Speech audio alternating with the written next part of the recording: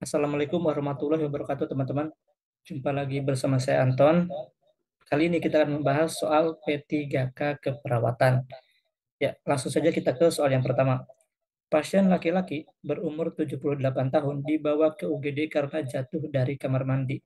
Hasil pemeriksaan terdapat luka robekan di pelipis kanan dengan ukuran 3 kali 1 cm. Perdarahan aktif, tanda-tanda vital, saturasi oksigennya 96%, tekanan darah 140/80 mmHg, frekuensi nadi 89 kali per menit, frekuensi napas 23 kali per menit, suhunya 36,7 derajat Celcius. Pengumpulan data pengkajian di atas merupakan data A. Data primer, B. Data sekunder, C. Data objektif, D. Data objektif, yang C subjektif ya. E. Data penunjang. Kira-kira yang mana teman-teman? Ya, betul sekali. Jawabannya adalah data objektif yang D. Jadi, dalam pengkajian keperawatan, jenis data terbagi menjadi dua bagian. Yang pertama, data subjektif, yaitu data pengkajian yang diperoleh dari hasil anamnesis pasien dan keluarga, dan data objektif, data pengkajian yang diperoleh dari pemeriksaan pada pasien seperti tanda-tanda vital, hasil laboratorium, hasil observasi perawat, dan lain-lain.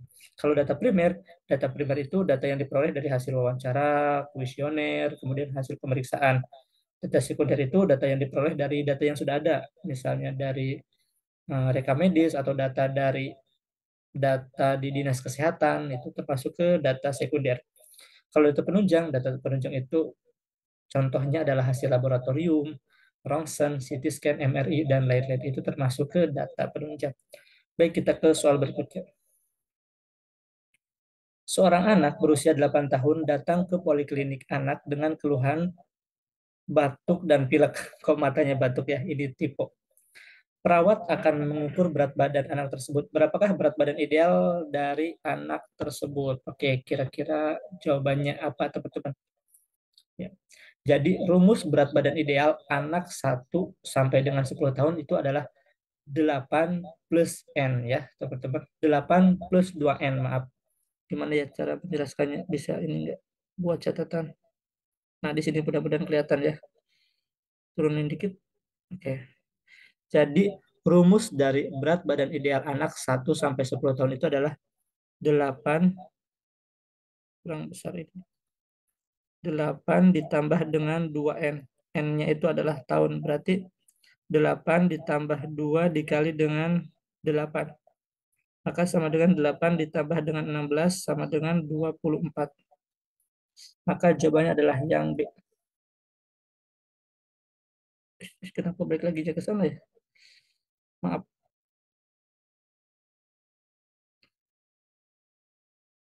Diulang lagi.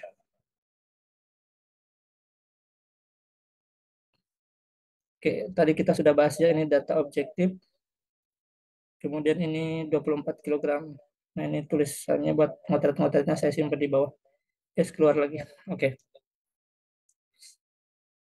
Salah satu hal penting yang harus diperhatikan perawat saat melakukan tindakan pada pasien yaitu mengucapkan salam, melakukan evaluasi dan validasi perasaan, menjelaskan tujuan tindakan, melakukan kontrak waktu dan tempat. Hal tersebut merupakan kegiatan komunikasi terapeutik pada fase A. Fase prainteraksi, B. Fase orientasi, C. Fase kerja, D. Fase terminasi, atau E. Fase validasi. Kira-kira yang mana, teman-teman? Ya. Eh, Fase-fase komunikasi dalam perawatan itu adalah ada 4 atau 5 ya. Yang pertama itu adalah fase prainteraksi ya, dari mulai kita melihat rekam medis pasien, mempersiapkan mental kita, baju kita rapi, name tag kita terpasang, itu merupakan fase prainteraksi. Kemudian yang fase orientasi atau tahap awal perawat berinteraksi dengan pasien. Jadi perawat membina hubungan saling percaya dengan pasien yang dimulai dengan mengucapkan salam, memperkenalkan nama, melakukan evaluasi, validasi perasaan pasien, misalnya bagaimana kabarnya hari ini gitu kan. Kemudian menjelaskan tujuan terapi dan tindakan yang akan dilakukan serta melakukan kontrak waktu dan tempat. Berarti jawabannya adalah yang B ya, fase orientasi. Kalau yang C, pasca kerja adalah tahap pelaksanaan terapi atau tindakan pada pasien sesuai dengan kebutuhan pasien. Jadi selama tindakan, perawat mempertahankan komunikasi dengan pasien. Kemudian yang terakhir adalah fase terminasi ya. Jadi tahap akhir dari interaksi perawat dan pasien. Perawat serta merta ya memberitahu pasien ketika tindakan selesai dilakukan serta mengevaluasi kembali perasaan pasien ya. Di tahap ini juga perawat memberitahu pasien mengenai rencana tindak lanjut atau RTL ya serta kontrak untuk tindakan pertemuan selanjutnya. Jadi rencana tindak lanjut. Kalau validasi itu ada di orientasi dan di terminasi ya. Maaf, validasi di awal. Kalau terminasi itu ada juga ya evaluasi. Baik, kita ke soal berikutnya. Soal nomor 4. Seorang perempuan berusia 25 tahun datang ke Poliklinik KIA untuk melakukan pemeriksaan kehamilan. Pasien mengeluh lemas dan pusing sejak 3 hari yang lalu. Hasil pengkajian didapatkan usia kehamilan 12 minggu. Riwayat kehamilan sebelumnya melahirkan bayi perempuan sejak 5 tahun yang lalu dengan usia kehamilan 38 minggu dan pernah mengalami keguguran 2 tahun yang lalu saat usia kehamilan 12 minggu. Bagaimanakah penulisan status obstetrik pada kasus tersebut kira-kira? Berarti saya angkat kembali ini nih. Ya kelihatan ya. Baik, saya hapus.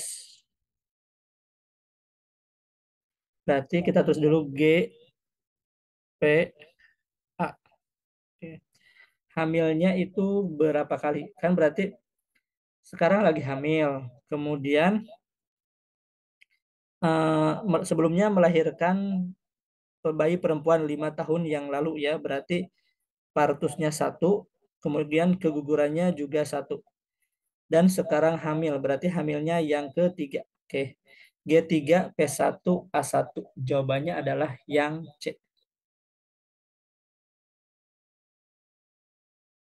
Baik, kita ke soal berikutnya.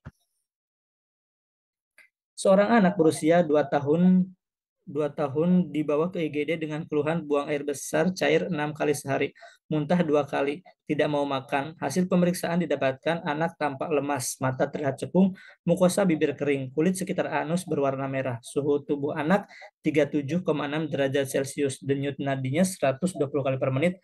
Apakah masalah keperawatan utama pada kasus di atas? A. Diare, B. Defisit nutrisi, C. Hipertermia, D. Hipovolemia, atau E. Marasmus. Kira-kira yang mana teman-teman jawabannya berdasarkan kasus di atas?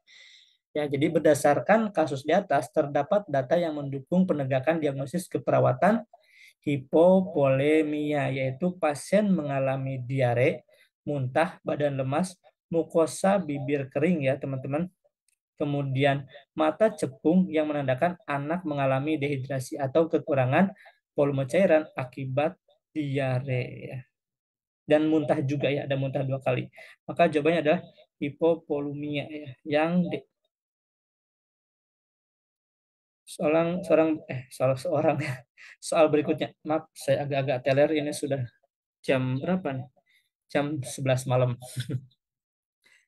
Berikut ini yang termasuk ke dalam indikator PHBS pada tingkatan rumah tangga, yaitu kecuali A. Persalinan ditolong oleh tenaga kesehatan, B. Menimbang bayi dan balita secara berkala, C. Menggunakan jamban yang sehat, D. Memberantas jentik nyamuk, atau E. Mencuci tangan dengan air bersih. Kira-kira yang mana teman-teman?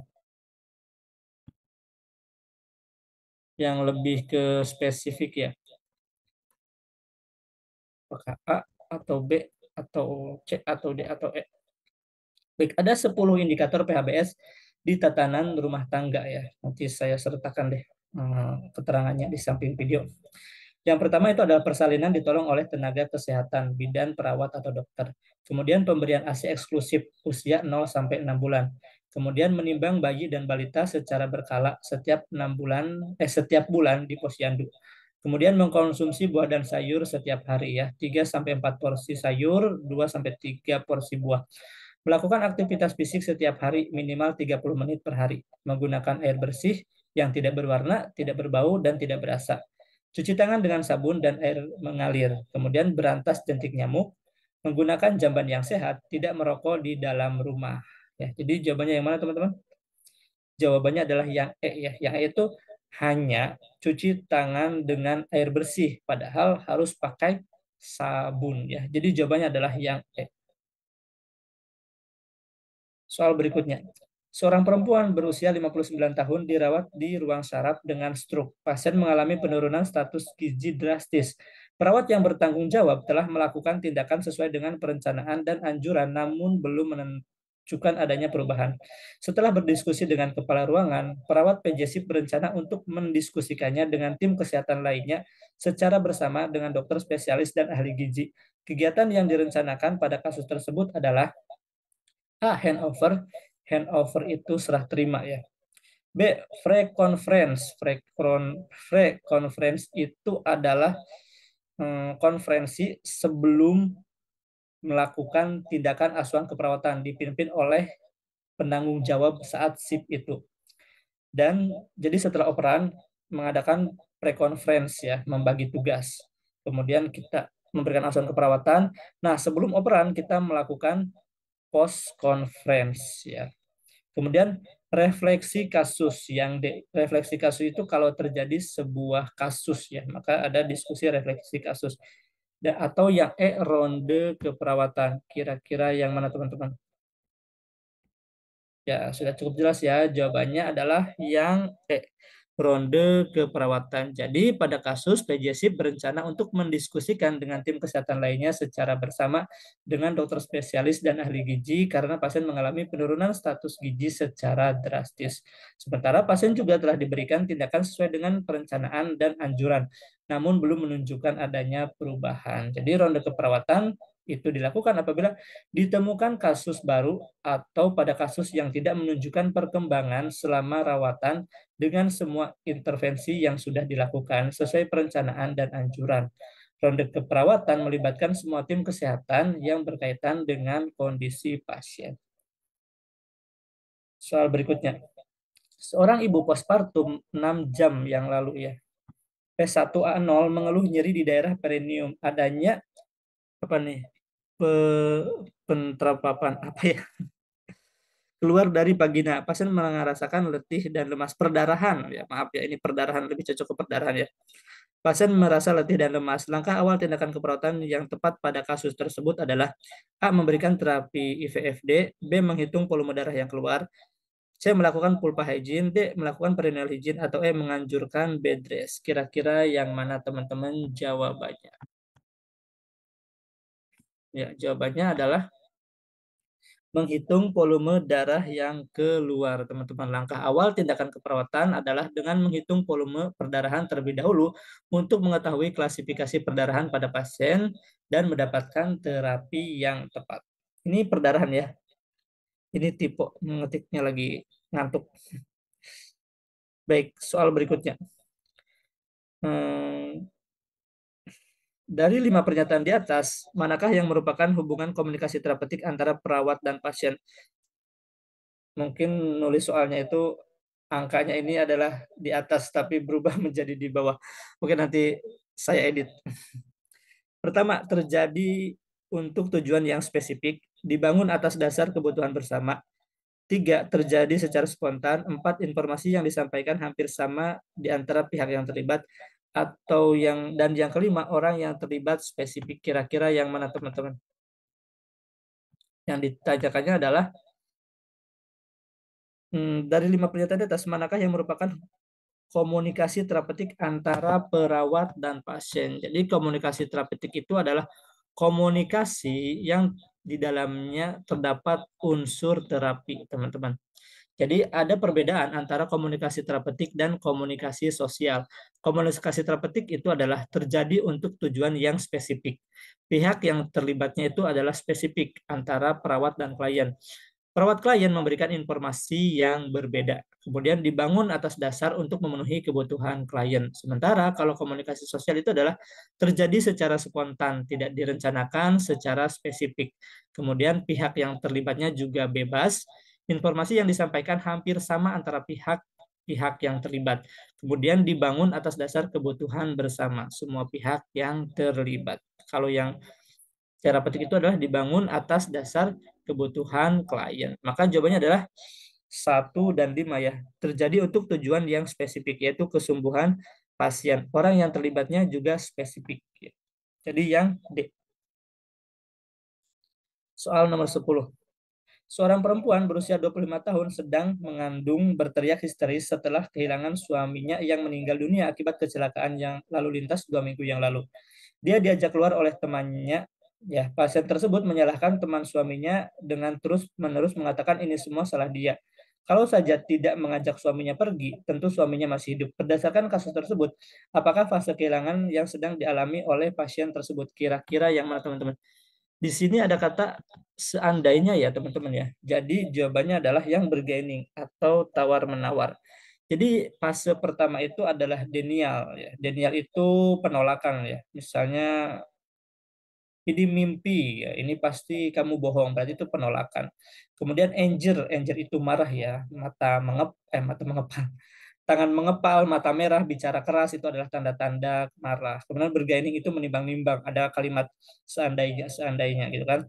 Kemudian depresi, depresi itu ditandai dengan menarik diri, tidak mau berbicara dengan orang lain, itu depresi.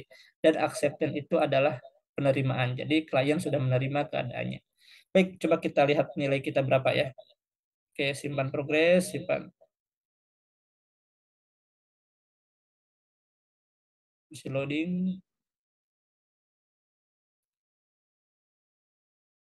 Oke, nah ini yang terjawabnya 10%, kemudian 5 poin ya, 50 poin ya, semuanya lulus. Nah, kalau teman-teman mau pembahasannya tinggal klik aja pembahasan. Di sini adalah ada pembahasannya ya. Poinnya 5.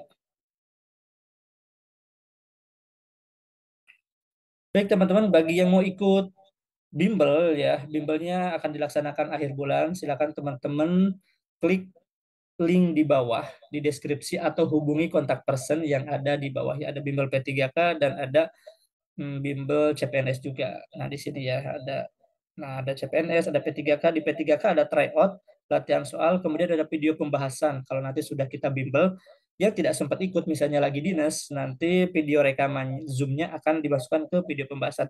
Ada modul juga, dan bagi yang sudah daftar, jangan lupa klik link grup P3K. Jadi biar teman-teman masuk ke grupnya. Karena nanti link Zoom pembelajaran kita akan di-share di grup tersebut. Baik teman-teman, itu saja yang bisa saya sampaikan. Saya harap teman-teman gabung ke Bimbel ya, biar kita bisa belajar bersama. Terima kasih, saya pamit. Wassalamualaikum warahmatullahi wabarakatuh. Stop share.